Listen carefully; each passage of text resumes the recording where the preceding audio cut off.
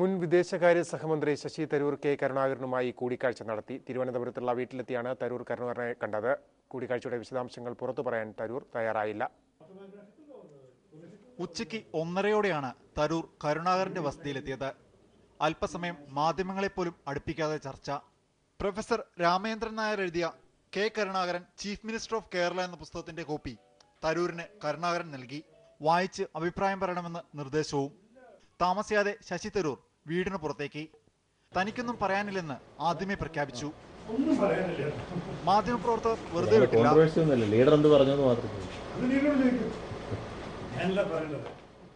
തലസ്ഥാനത്തെ ക്രിക്കറ്റ് പ്രേമികൾക്ക് പ്രതീക്ഷയ്ക്ക് വകുപ്പുണ്ടോ?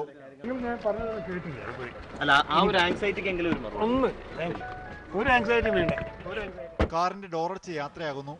പെട്ടെന്നൊരു പ്രവർത്തകൻ കാർ കൈകാണിച്ച് നിർത്തുന്നു. പോലീസിന് 2 നിമിഷ നേരത്തെ പരിഭ്രമം. പത്മനാഭസ്വാമി ക്ഷേത്രത്തിലെ പ്രസാദം കൈമാറാനെത്തിയതാണെന്നറിഞ്ഞതോടെ പിരിമുറുക്കമയഞ്ഞു.